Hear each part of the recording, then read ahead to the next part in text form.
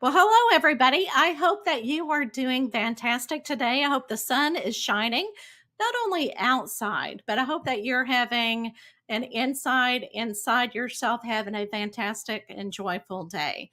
So, with every episode that I try to bring you, I hope it does bring you hope and I hope it brings you some inspiration. All right, so our next guest has written the book, Find Your Mini Pumpkin Life Lessons to Live with Purpose. I almost feel like I need a cup of cocoa whenever I talk about pumpkins. But anyway, so how do you find your mini pumpkin? Victoria states that everyone needs to find his or her own pumpkin. It can be an object, it can be a person, or an idea that reminds you life is beautiful and encourages you to be present. So, let me tell you a little bit about our next guest, Victoria Short. She is a retired English teacher, dedicated student of life. In addition to her BA in English from Lafayette College and an MA in education from Harvard University, Victoria served in the U.S. Army as a military intelligence officer. And Victoria also joined Teach for America, a nonprofit organization that places teachers in areas suffering from chronic teacher shortages, and spent 7 years teaching in Louisiana, where she was named Teacher of the Year. All right, I am so excited to bring her on. Let me bring her up front. How are you doing, my dear? I'm doing very well, Michelle. Thank you. Oh, absolutely. And I just love that you are an educator. And, in your book, and I'm going to go ahead and bring it out. The title of the book, okay, is Find Your Mini Pumpkin. And it's life lessons. And I really enjoyed your book because it really centered around the kids that you have taught, all your experiences as an educator, and it does teach you some life lessons. So, can you kind of tell us what gave you the idea to go ahead and go, you know what, I need to write this book and share it with the world?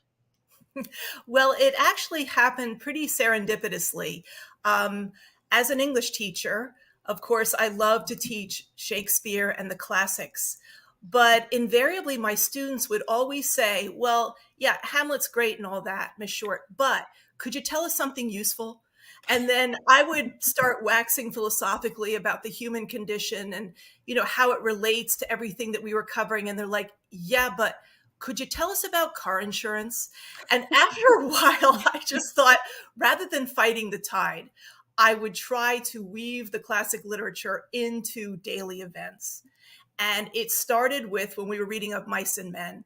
And there is a character called Curly who's a bully. And I said, you know what? There are Curlies that walk among us. And figuring out who they are and how they can be dangerous is really going to put you in good stead. And suddenly I had their attention in ways I hadn't before. And it just snowballed over time. And then slowly we left just literature and moved into things like car insurance that they wanted to hear about.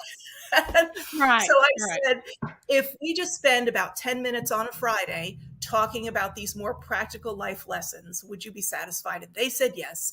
And pretty soon parents were telling me things that, they wanted their kids to know. And they thought, well, maybe if they hear it from another adult, it'll sink in. So that's how it got started. And it was my students who actually encouraged me to publish a book. Oh my gosh. See, isn't it wonderful? I mean, and how many years did you teach? In total, 28. Oh my gosh. Okay. I think that is tremendous. And high school for all, because I know being an English teacher that you have to, grade the essays. And so it's a lot of work. And you don't have, see, I taught elementary ed. So I had, 20 kids. Mhm. You did not, I know. I had about 120. So it's a little bit more work. And it sounds like you learned from them, you listened to them, and I'm sure that really made a huge difference in their life. Now tell us about the pumpkin story. I love hearing this. I've read it in your book. So tell us the story behind finding those mini pumpkins. Well, the title actually comes from my student's favorite lesson of all. And the way it got started was, for some reason, I'm obsessed with mini pumpkins. Don't ask me why. I just think they're beautiful. And Mhm. so as soon as the weather starts turning in the fall and the leaves start turning, I would go to my local grocery store and buy a couple mini pumpkins. And I just brought them into school one day and I'm like, isn't this beautiful? And their first reaction was, Miss Short, really, you need a life. We feel for you. Like, no, no, you don't understand. It's these pumpkins are so beautiful. I mean, they're Absolutely. tiny and they're no two are alike. It's like a snowflake. And I said, I put them on my desk and it just reminds me to be happy. And I said, and you want me to do this because when you're on my last nerve, I will look down at my desk and see the mini pumpkin and we'll all get along a lot better. And Right, they would exactly. laugh, and I would say, you have to understand, I'm quirky. This is my little thing.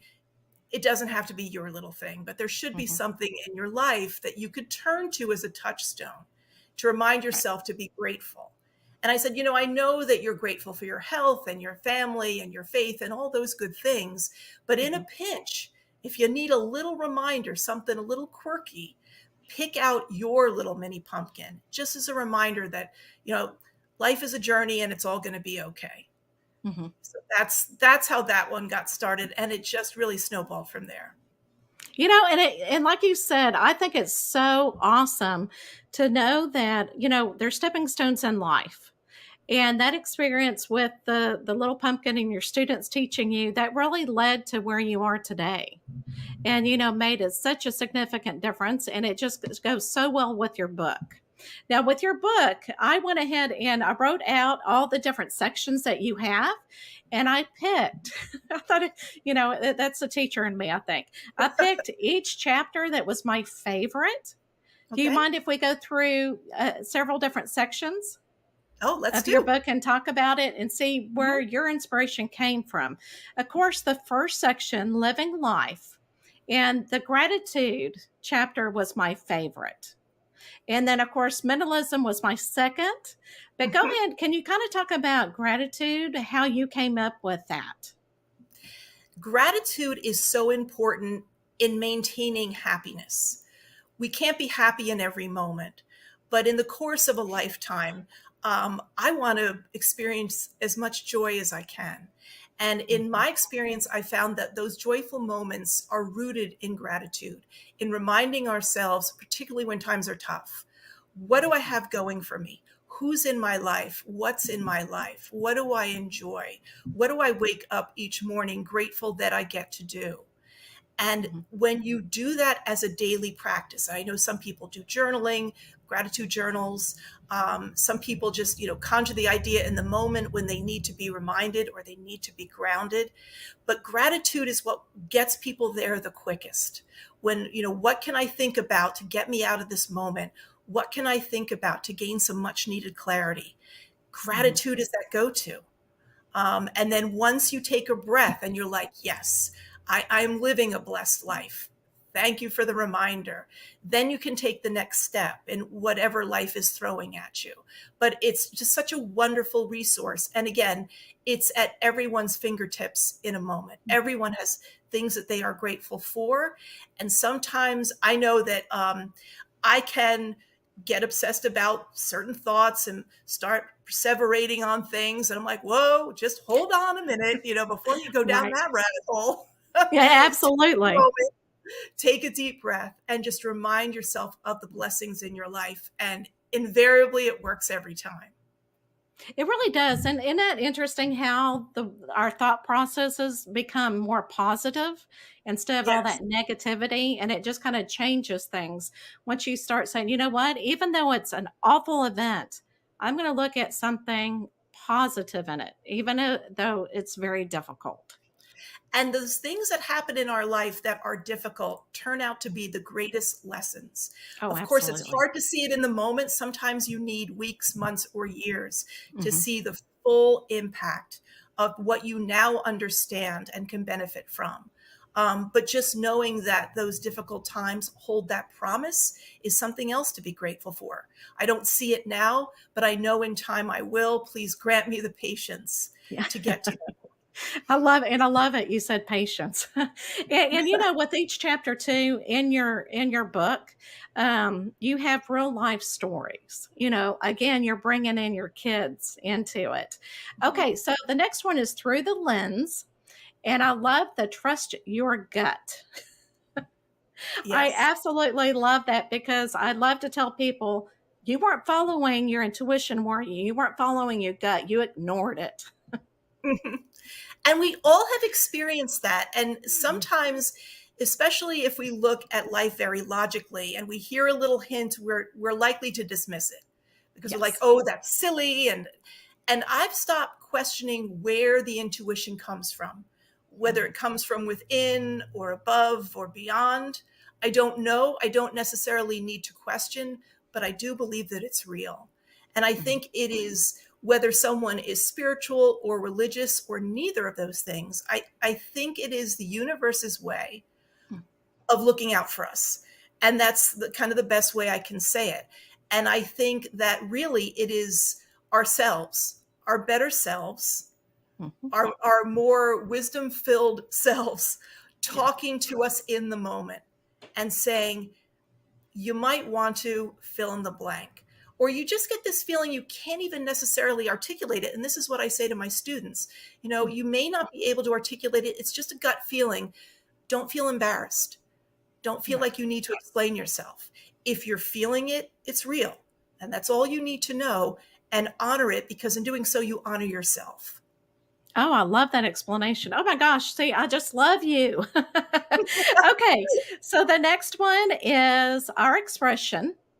So hurling invective, if I can say that right, invective. Did I say Invective.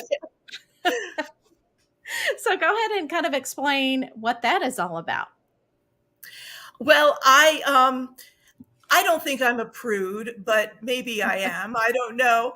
And I really honor and treasure language because I'm an English teacher.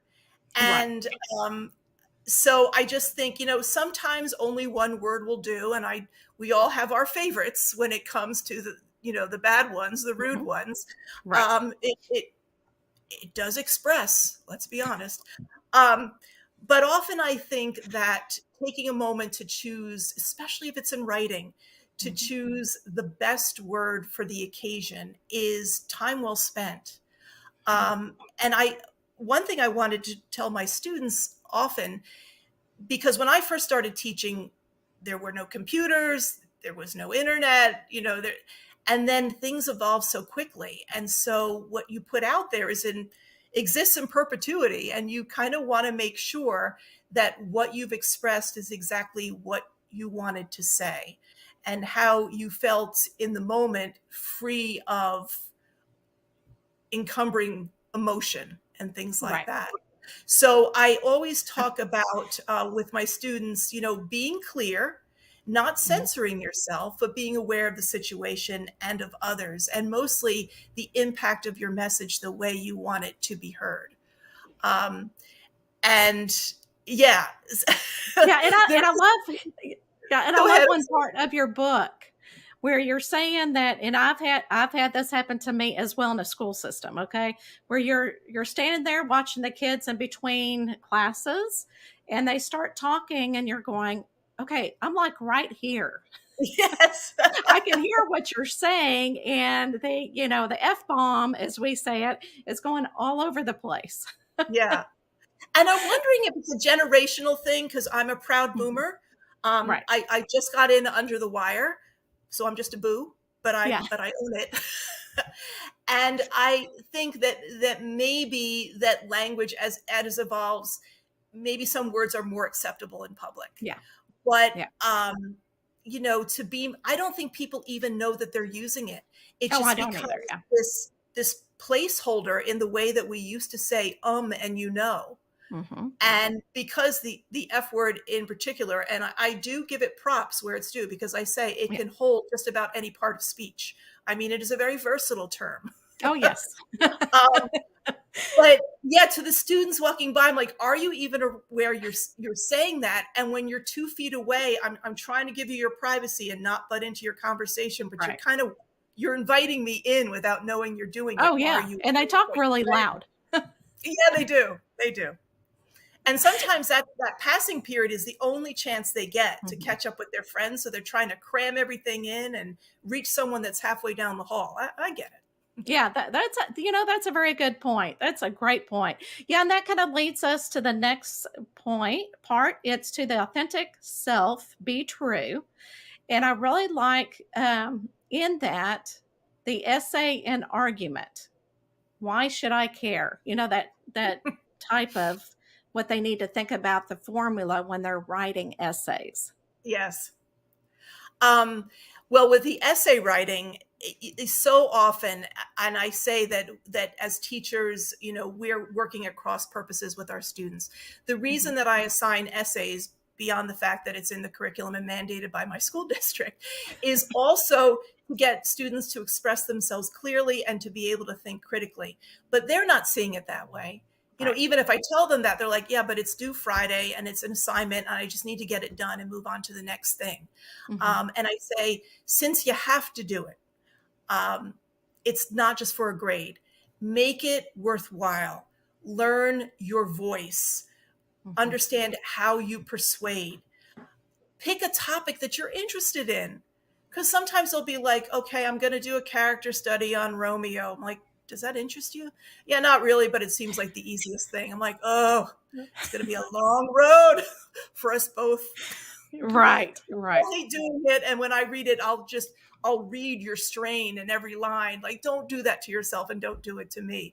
Use it as an opportunity to investigate something that's interesting, maybe slightly controversial. Shakespeare's a great opportunity to look at Mhm. controversial topics. Don't miss the moment, you know? Right.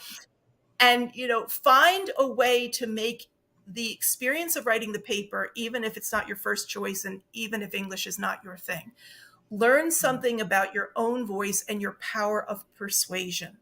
Use that opportunity because you're going to need it for the rest of your life. And Yes. even if you never pick up another piece of classic literature again, you're going to have to persuade people. Most speech is persuasion. Mhm. So learn how to do it and hone your own skills and your voice. You'll thank me later. Yeah, absolutely. Because I know being a people pleaser, it took me forever to finally speak my truth. I finally got to the point where I don't care what people think of me anymore. Anymore, I'm going to speak my truth. And I think that is such a great lesson for them to learn now.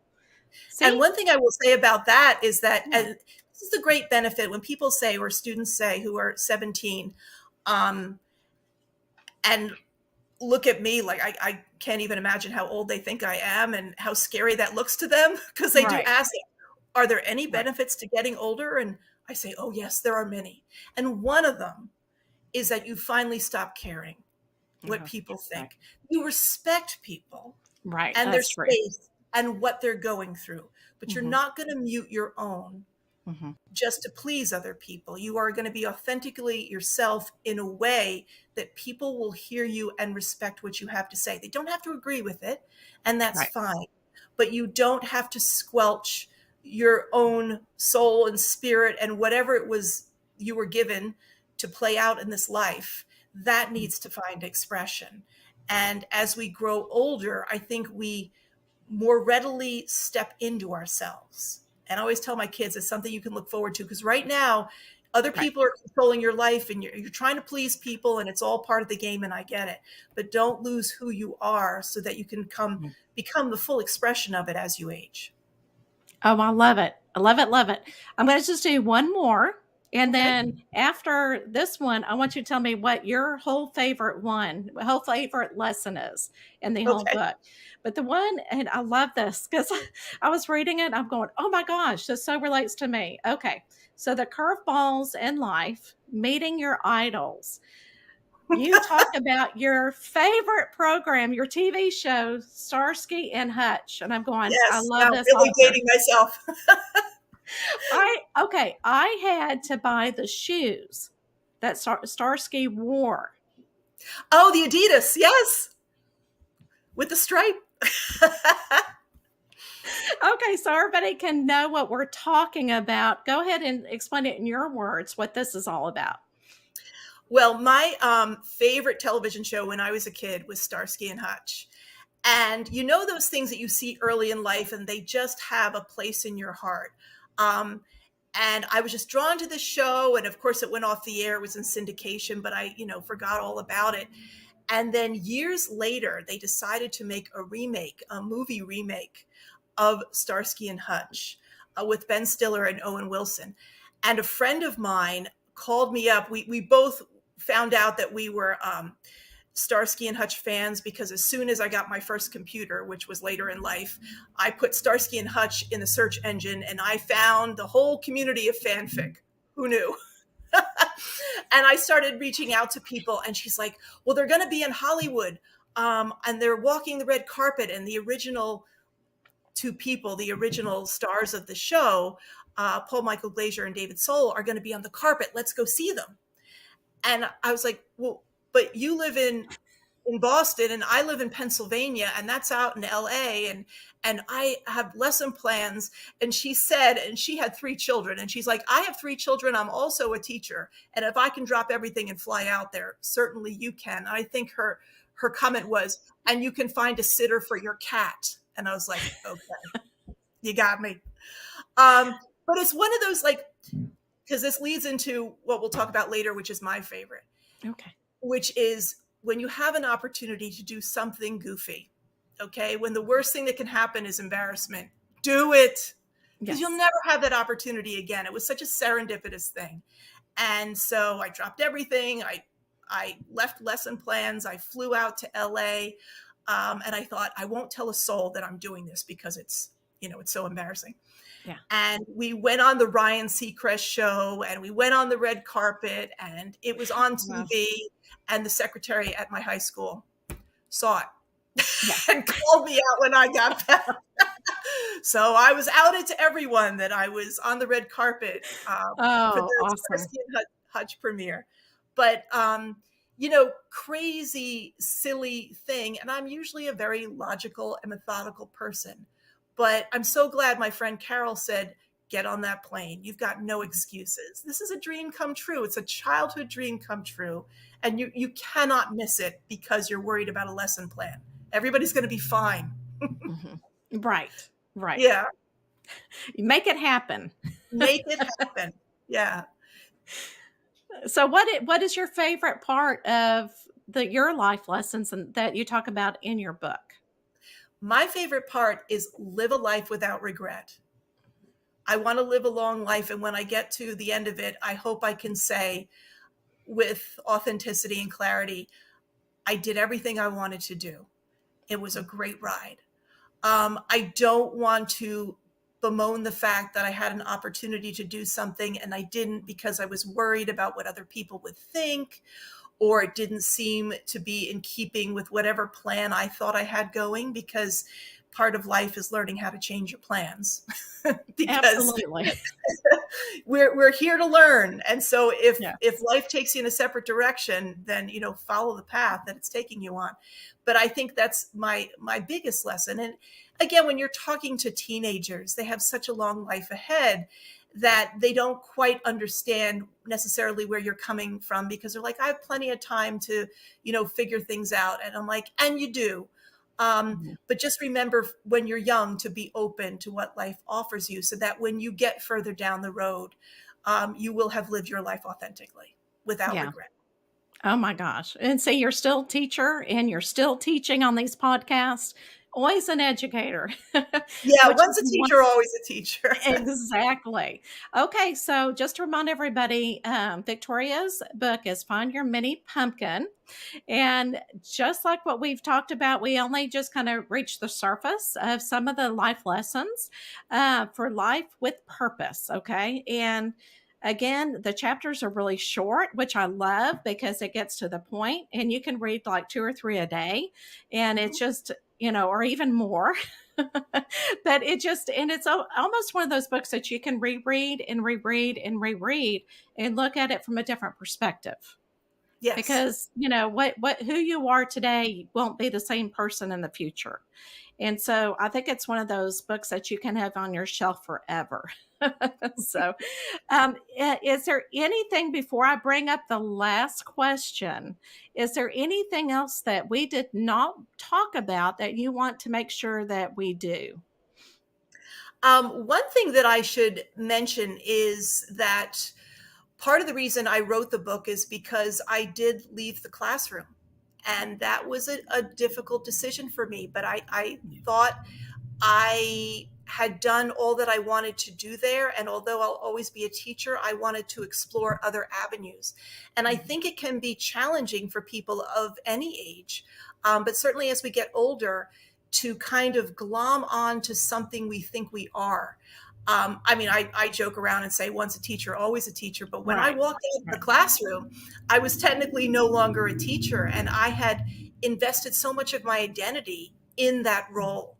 And I wanted to see what else was out there, what else I could do. And I encourage other people to remember that the opportunities in life are very broad. You don't have to always do the same thing. If you love it, keep doing it. If a little voice is saying, hey, maybe it's time to try something else, then listen. Listen Mhm. and see if it can lead you onto something you didn't even think was possible, but equally rewarding. And like what we said earlier, follow that gut feeling because Yeah. whenever it's time to switch over to something else. Even if Yes. it is a passion, it's almost like those doors start opening. Hmm. And sometimes if you stay in a job too long, it you get burned out. You start, not sleeping at night, all the physical aspects of being burned out. And then you go, oh, I guess I need to listen to that gut feeling. Right. It'll get stronger till you do. And that is very true. And as you get older, you're more, I think you're more in tune to it. As we get older, Yes. we get wiser. Yes. All right, let's bring out the wheel. I'm Ooh. going to go ahead and spin it and see what comes up. Oh,